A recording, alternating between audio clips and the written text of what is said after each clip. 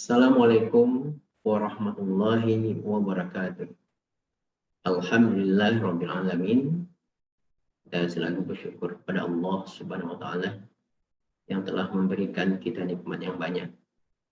Mudah-mudahan aktivitas yang kita lakukan hari ini bernilai ibadah tentunya. Kemudian kita berselawat kepada Rasulullah. Allahumma sholli ala Muhammad wa ala ali Muhammad. Yang kami hormati Bapak Ibu reviewer laporan penelitian dengan skema penelitian dasar perguruan tinggi. Izinkan kami pada kesempatan kali ini untuk mempresentasikan laporan akhir penelitian. Mohon izin untuk share screen.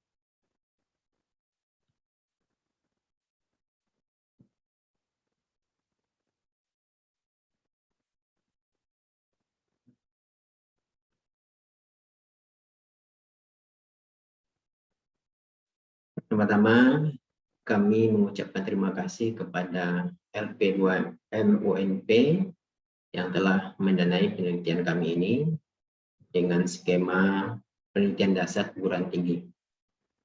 Judul penelitian pemetaan pengelolaan badan usaha milik negari di Sumatera Barat dengan pendekatan Importance Performance Analysis dengan ketua peneliti Febri Indra Arza, anggota peneliti 1 Deviani, dan anggota peneliti 2 Ade Elsa Detapia. Adapun latar belakang dari penelitian ini adalah kita mengetahui jumlah badan usaha milik desa itu di Indonesia terus menanjak dari 1022 unit pada tahun 2014 sampai pada tahun 2021 telah mencapai 57.273 unit. Jadi perkembangannya sangat cukup signifikan. Kemudian diharapkan badan usaha milik desa ini itu memberikan layanan yang maksimal untuk peningkatan kesejahteraan masyarakat. Tetapi kita lihat fenomenanya, banyak badan usaha milik desa yang sudah lama berdiri namun keuntungan yang diperoleh masih sangat kecil, sehingga dampaknya untuk peningkatan kesejahteraan dan ekonomi desa belum dirasakan. Tentu hal ini menjadi perhatian kita, ya, terutama bagaimana pengelolaan dari badan usaha milik desa selama ini. Sehingga rumusan masalah dalam penelitian ini adalah bagaimana pemetaan pengelolaan badan usaha milik desa dengan pendekatan Important Performance Analysis. Sehingga nanti tujuan penelitian ini kita harapkan kita bisa memetakan pengelolaan badan usaha milik desa dengan menggunakan pendekatan Important Performance Analysis tersebut.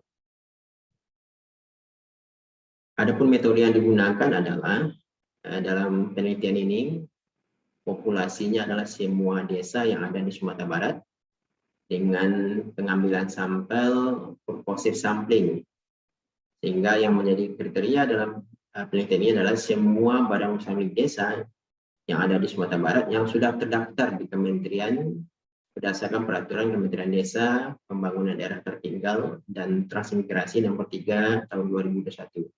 Sehingga diperoleh total sampel itu 197. Dan untuk pada tahun yang pertama penelitian ini, kita mengambil sampel 98 badan usaha milik desa atau nagari yang ada di Sumatera Barat. Dan data yang terkumpul atau respon yang didapatkan berjumlah 81 sampel. Kemudian dalam penelitian ini kita akan menggunakan pendekatan Important Performance Analysis. Itu dengan membuat kuadran, di mana kuadran 1, 2, dan 3, serta 4. Dengan cara membandingkan antara tingkat kinerja dengan tingkat kepentingan atau harapan dari pengelolaan badan usaha milik desa ini. Dan kita juga menggunakan variabel pengukuran variabel dengan menggunakan skala Likert untuk menilai tingkat kepentingan atau importance-nya. Kita gunakan kriteria mulai dari sangat tidak penting sampai dengan sangat penting. Sedangkan untuk tingkat kinerja, kita menggunakan skala Likert-nya mulai dari sangat tidak baik sampai sangat baik. Dan indikator-indikator yang kita gunakan untuk memetakan kinerja dan harapan atau kepentingan dari pengelolaan badan usaha milik desa ini ada 16 indikator, mulai dari indikator pengelolaan keuangan, indikator yang berkaitan dengan produksi, mutu produk, kemudian indikator yang berkaitan dengan pemasaran, promosi, juga berhubungan dengan indikator SDM, serta indikator kompetensi karyawan, dan yang tidak kalah penting adalah indikator yang berkaitan dengan budaya dan struktur organisasi. Berdasarkan hasil penelitian, kita memperoleh tingkat kesesuaian antara harapan dengan kinerja itu 68,86%. Artinya, tingkat kesesuaian antara kinerja dengan kepentingan harapan yang diinginkan masih belum memuaskan. Hal ini bisa terjadi karena tingginya harapan yang diinginkan, sementara untuk mencapai masih membutuhkan usaha dan kerja dan membutuhkan waktu.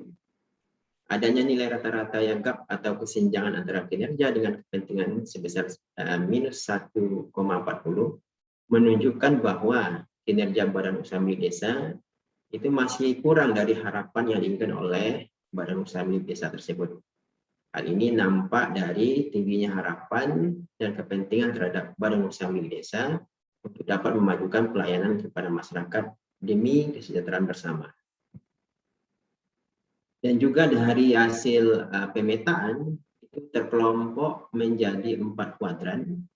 Kuadran 1 dan kuadran 2, kuadran 3 dan kuadran 4. Di kuadran 1 itu merupakan kuadran prioritas pertama. Itu menunjukkan tingkat kinerja yang di bawah rata-rata, tetapi tingkat kepentingannya sangat tinggi menurut pengelolaan badan usaha milik negara tersebut. Sehingga ini menunjukkan indikator yang dianggap sangat penting oleh pengelola badan usaha milik desa. Namun saat ini belum menunjukkan kinerja yang baik.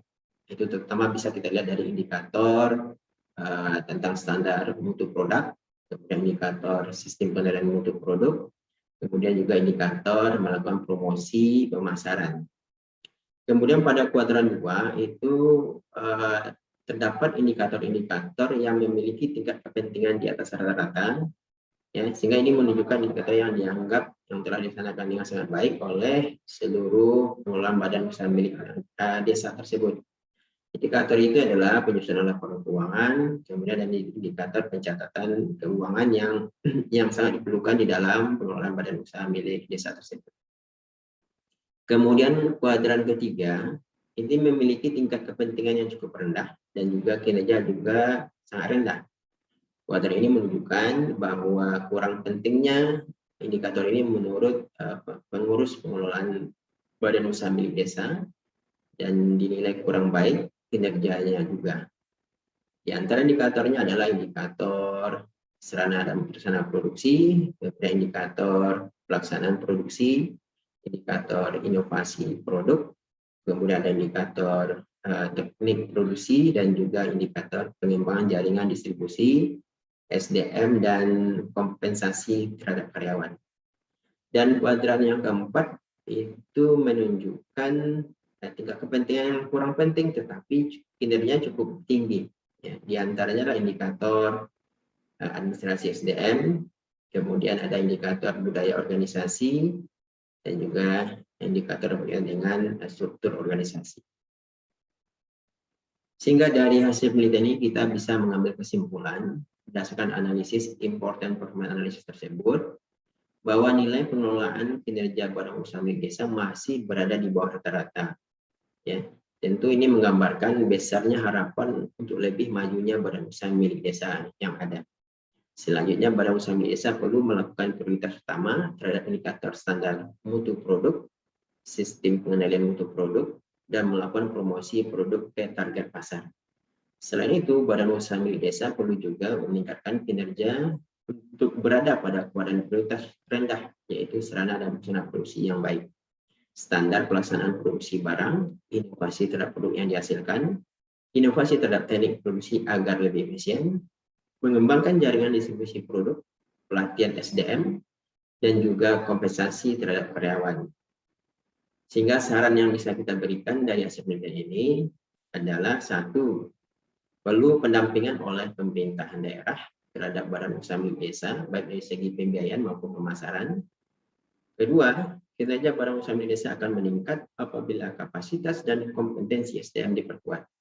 Oleh karena itu, direkomendasikan kepada para pemangku kepentingan, baik pemerintah pusat, permintaan daerah dan pemerintah desa untuk dapat mendukung dalam peningkatan kapasitas dan kompetensi SDM badan usaha milik desa. Demikianlah yang bisa kita sampaikan dari laporan hasil penelitian.